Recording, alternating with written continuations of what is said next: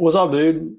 Yo, it's been a while. What the hell? It has. Been a busy man. I'm running around doing things. What's new, Thomas? How you been? I actually was just talking about you. This is very strange. It's very rare that I bring you up in just like organic conversation, but I had a call with Oh, wait. Okay, but before you continue, okay, just to reiterate, you just said it's very rare for you to bring me up in organic conversations. What is this inorganic conversation? I'll like forcibly bring you up sometimes. Like, oh, my friend like works at Wikipedia, or like my friend Thomas, like a backend developer. No, like somebody literally asked about you, is what I meant. What? Yeah. I had an interview with the company Dude Wipes, and What the hell? Dude wipes? the Oh, wait, that company that does like the like toilet wipe thingies? yeah, they're just like they make like wet bath tissue Uh-huh. and they advertise it towards men. Um, well, the director that was interviewing me was like, "Oh, like your website's really cool. I love what you've done. Like it's a great like little intro device. Like I feel like I already kind of know you." I was like, "Oh, cool." And she's like, I listened to one of your podcasts. Oh Like, no! who is Thomas?" And I had to like explain who you were, like why we know each other. Oh Like, no! so cool. Oh, It was your that happened. interviewer, That happened today. That was like not even 4 hours ago. your interviewer listened to our podcast. Yep. She's like been in the industry for 30 years. She was like one of the founders of Dude Wipes, and Oh my she god. asked like, "Who's Thomas?" And I was like, "Oh, okay." Oh my god. Okay. Hi, interviewer. If you are listening right now, I apologize for the fact that I have no filter. Hello and welcome to Tea Time with Thomas and Ty. I'm your host, Thomas. I'm your host, Ty. And we are. And that was the longest cold intro of all time. Oh, my it's gonna be God. cut down so much. We are back Oh, okay. after a while. You've been traveling a lot. Oh my god. I don't know how we can make this podcast under half an hour if I just start telling all of my travel stories. You get one story, I think, right now. Yeah, we but got the tea here. yes, Ty has the Ziploc bag of tea from the soap episode. The soap episode was recorded in September, which is 6 months ago, and it is now March of 2025, and it's not out yet. Nice. But it will be out soon because I am back home after accidentally. My plan was to be in 3 different countries, and that 3 countries turned into 5 countries. But today we have the Ziploc bag of tea that Ty currently has. It's a tea I got in Tokyo, and it'll complete the teas that I initially brought back in 2023. we have a 2 years ago. Oh, we have a very delayed schedule. I am so sorry for the teas It's that we are fine. reviewing because they are definitely stale. no, they're gonna be delicious. This tea is a black tea that I bought in Tokyo. The box has the Tokyo Tower on it. It's a cute little red box. That is a pretty box. And the company is called Tea Boutique, which is a very SEO non-friendly name. I'm pretty sure this is just a generic tea that they sell for foreigners because I bought this in Skytree. So yeah, a very touristy spot. But we will try this because this is the last tea on the list. And Japanese touristy tea. Yep, I don't have high expectations for this. All right. Well, this review will be in part the tea, a fun story, and then also potentially a review of what it's like to drink years old tea. Oh I my- think. Ty, there's an expiration date on this box. Don't read it. Don't read it. It's fine. okay. It's fine. We're fine. We'll be fine. It's fine. Okay. Should we just get to it? Yeah. Let's go do the brew. Were there any brewing instructions, steep time, temperature? Let's see. It's all in Japanese. You got this. So Take it your time. seems like it says in a warm teacup, put in 1 tea bag, 150 milliliters of boiling water, steep for 2 minutes. Okay. Easy enough. Bring it to a That's boil, steep it, yep. bingo. If my translation is correct, I don't know. It'd be crazy if you just totally misread that. That'd be amazing. I've misread some terrible things before, so my Japanese dear. ain't that great. Okay, let's cue the brew. Let's go. Cue the brew. All right, just a second. I'm back, and moments away from the steeping being complete. I am also back.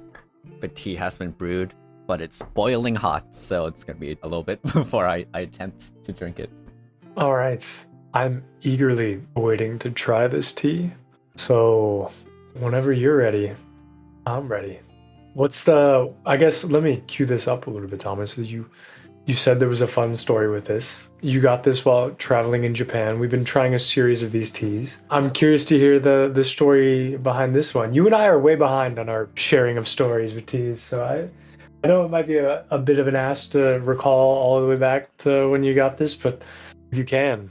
Oh yeah, there's no way I can forget this, but we are way behind. We are 7 countries behind right now. Oh my lord. But this tea, I'm pretty sure I got this at Skytree. Skytree is basically an observation tower in Tokyo. And below Skytree, below the actual tower, is a shopping center.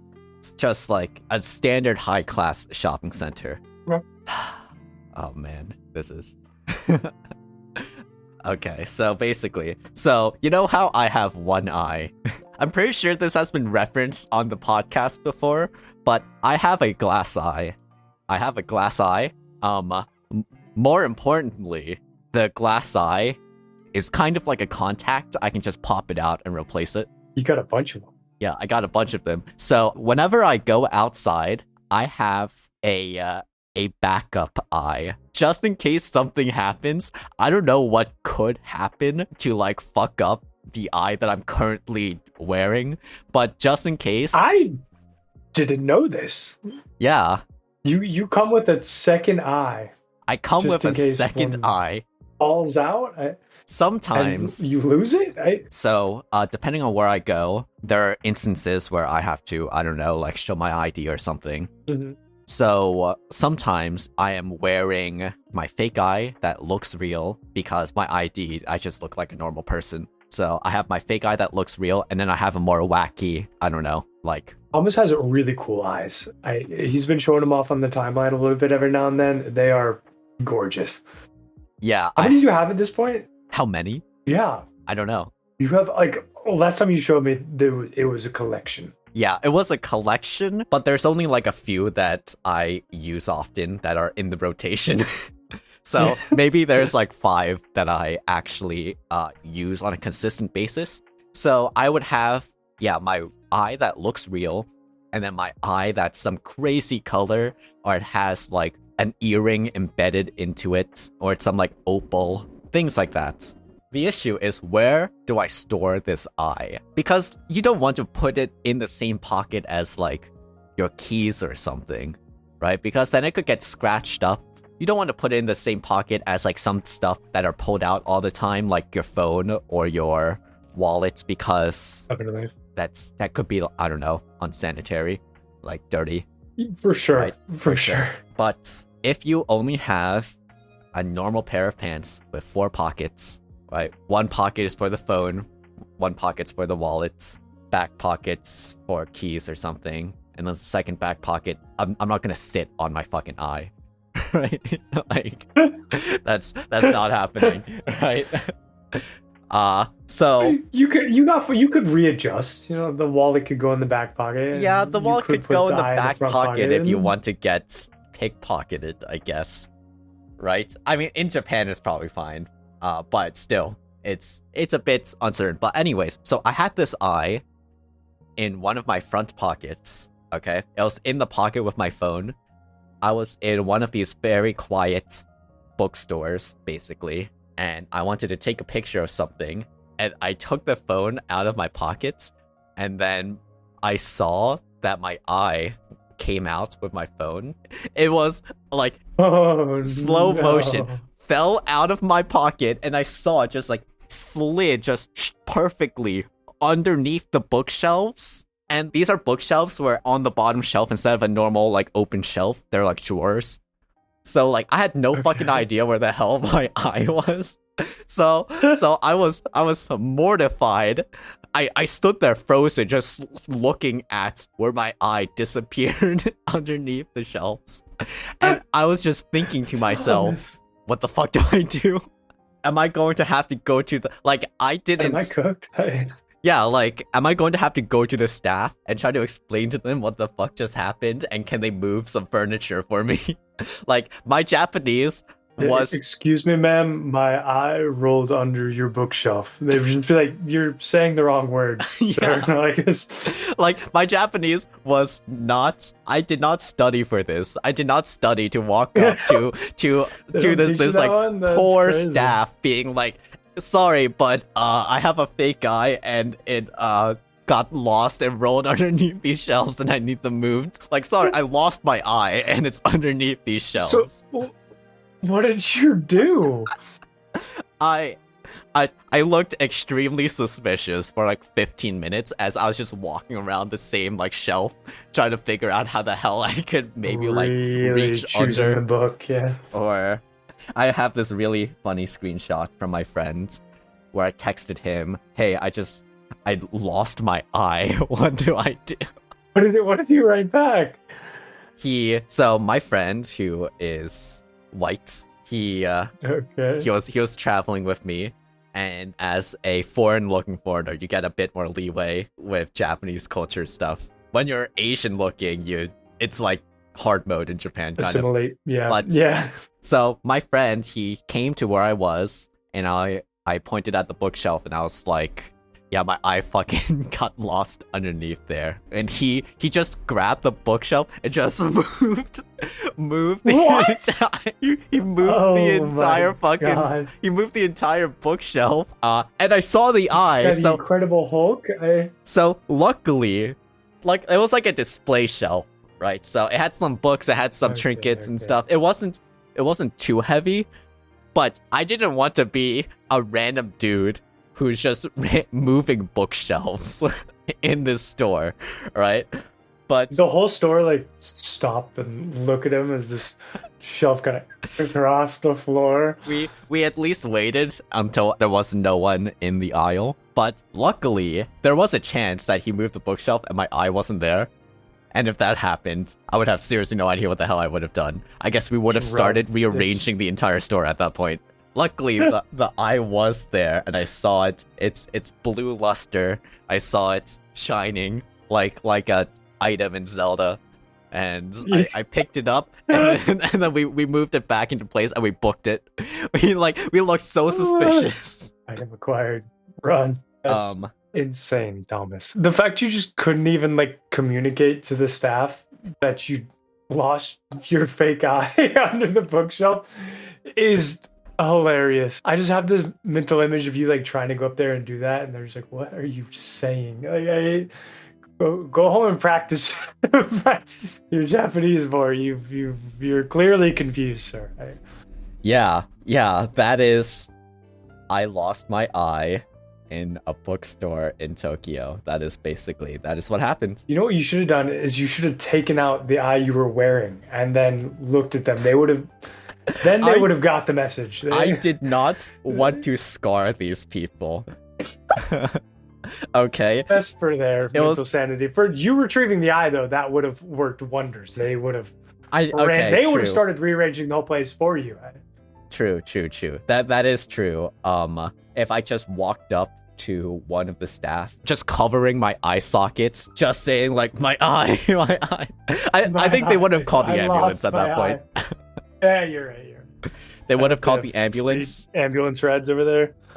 So that is my Tokyo Skytree story. And every single time I walk past that bookstore underneath Tokyo Skytree, I just think to myself, oh yeah, I lost my eye there once.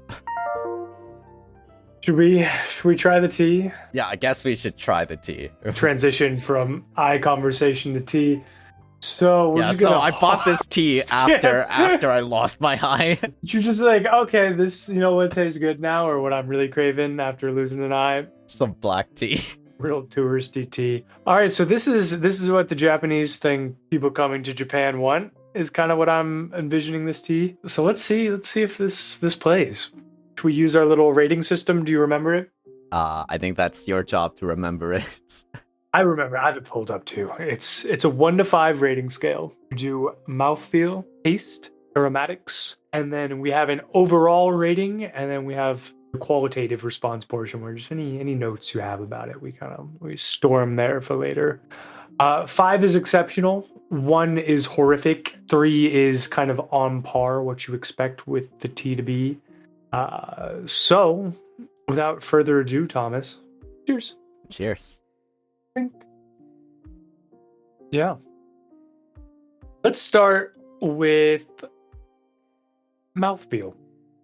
Did it feel good on the tongue? Did it kind of give like a visceral coating? Did it just kind of go down real smooth? Make your mouth water? What was the mouthfeel like? I feel like I could just knock out all of these at the same time. This just... I think I don't.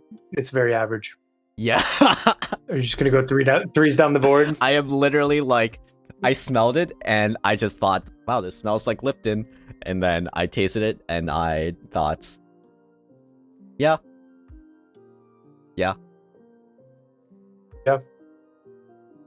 I agree. This is a very...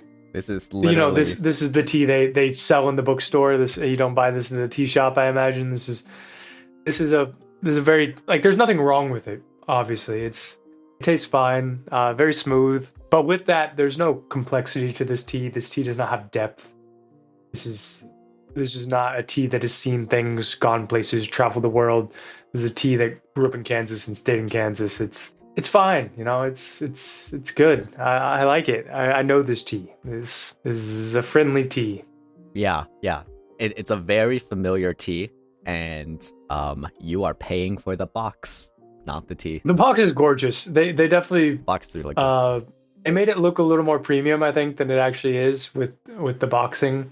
Yeah, it's one of those things where people are like, "Oh, perfume, it's the container that has most of the cost in it, and not the perfume itself." This box probably costed a pretty penny. I don't remember how much I paid for this tea. But if you replaced all of the tea bags in this box with Lipton, I don't think I would be able to tell a difference. I agree. Well, I feel like Lipton has a pretty distinct aftertaste to me, which I actively dislike. I don't know if I find it like to be synthetic or something. I taste Lipton and I'm like, ew, that's Lipton. Regardless, I can go ahead and rip through these real quick. Mouthfeel, I actually scored pretty high.